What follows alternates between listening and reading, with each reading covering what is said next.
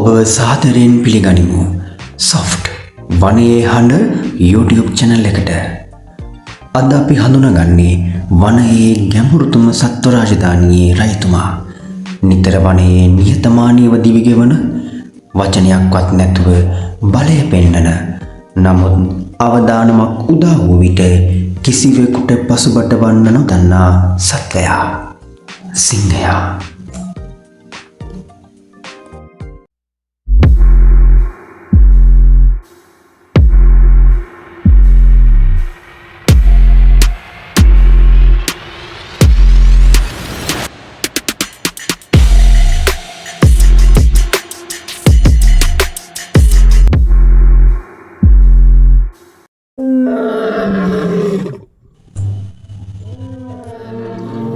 දිනෙන් දින අපව අඳුරු කරන ලෝකයක් තියෙනවා.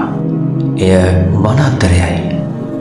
ඒ වනාන්තරයේ ආතතියකින් තොරව රජු ජීවත් වෙනවා. සිංහයා. මිනිස්සුන්ට හැමදාම සිංහයා කියන්නේ බලයේ වීරත්වයේ සංකේතයක්. නමුත් එම උගතුන් වශයෙන් හැසිරෙන සතුන්ගේ ජීවිතය එච්චරම සරල නැහැ. සිංහයා විද්‍යාත්මක නාමයෙන් පැන්තේරා ලියෝ වනාන්තරය අතිශය ක්‍රියාශීලී මස් පමණක් ආහාරයට ගන්නා සත්වයෙක්. ඔවුන් සාමාන්‍යයෙන් කුඩා කණ්ඩායම් වශයෙන් ජීවත් වෙනවා. ඒවා හඳුන්වන්නේ ප්‍රයිඩ් ලෙසයි. ප්‍රයිඩ් එකක් කියන්නේ 10ත් 15ක් දක්වා සිංහයන්ගේ කණ්ඩායමක්.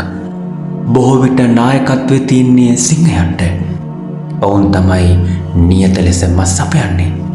පිරිමි සිංහයා එයාගේ වැඩේ තමයි ආරක්ෂාව, බලය සහ ප්‍රජාව බලා ගැනීම.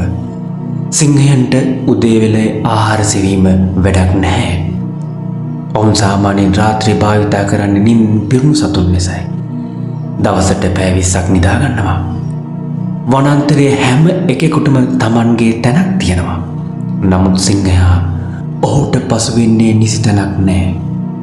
ඒ නිසා තමයි ඔහුට කියන්නේ ජංගල් කිං, කැලෑවේ රජු කියලා. සිංහයෝ බොහෝවින් සංවේදනය කරනවා. හඬ, සුවඳ හා ශරීර භාෂාවෙන් ඔවුන්ගේ ගෙරවිලි හඬ කිලෝමීටර් 8ක් දක්වා ඇසෙන්න පුළුවන්.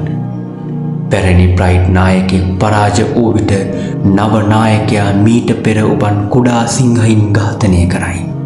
Tamanගේ වංශයේ පැවැත්මේ හැසිරීමක් ලෙස එය සිදුවන්නක්.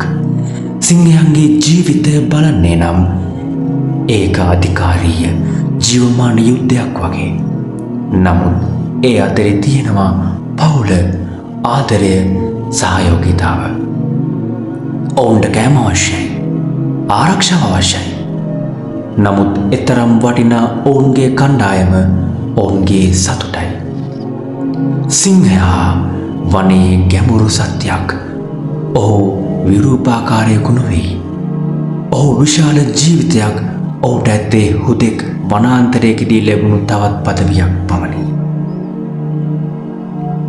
ඒත් සිංහයා කියන්නේ වනයේ රජුට හිමි සම්මානයක් පමණක් නෙවෙයි.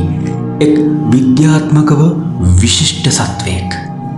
සාමාන්‍යයෙන් පිරිමි සිංහයෙකුගේ බර කිලෝග්‍රෑම් 150-250 අතර වේ. මහා ශරීරය මීටර 2.5 දක්වා දිගින් දිගුයි.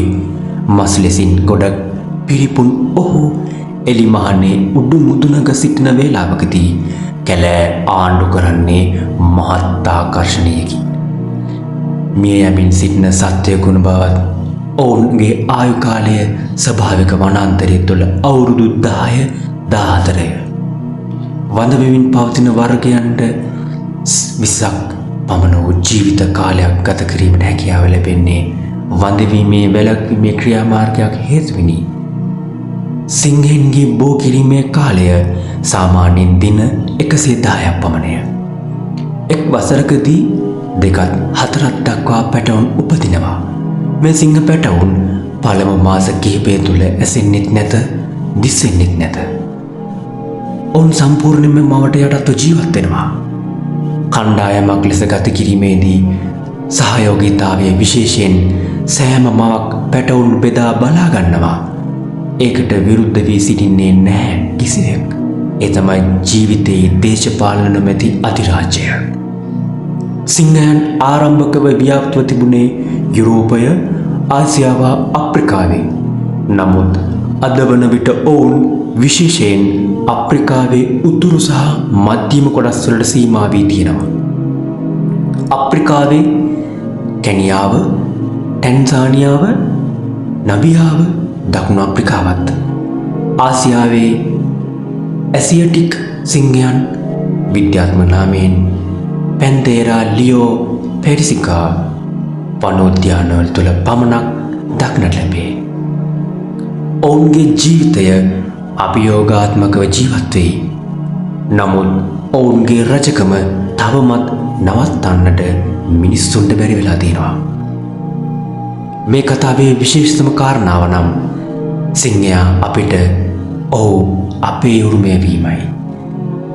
ඔහු ශ්‍රී ලාංකික අපේ අයිතියේ සංකේතයයි. අපේ ජාතික කොඩියේ මධ්‍යයේ සිංහයෙකු සිටි. වලාකුළු මැදින් විරාජමානව අසිපතක්ද අතදරා සිටි. මෙය ව්‍යාපාරිකව නොව සංස්කෘතිකවම සිංහයාට හිමි වූ ඉහළම ගෞරවයයි. අපේ රටේ නාමය සිංහල ඔහුගේ නාමයෙන් ආරම්භ වෙයි. අපි මේ සිංහයාගේ ලෝකය දැකගත්තේ විනාඩි කිහිපයක් පමණයි. නමුත් ඔහුට ජීවත් වෙන්න උත්සාහ ගන්නේ සදාකාලික සටනක් තුළයි.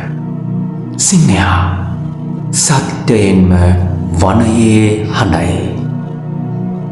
සිංහයා ගැන වගේම සත්වයන්ගේ තවත් ගැඹුරු ජීවිත කතා විඳින්න වනයේ හඬ සමග සිටින්න සබ්ස්ක්‍රයිබ් කරන්න. සබාදාම අපි එක්ක විඳින්න. රැඳී සිටියාට ස්තුතියි. මීළඟ වීඩියෝවෙන් හමු වෙමු. ඔබට සුබ දවසක්.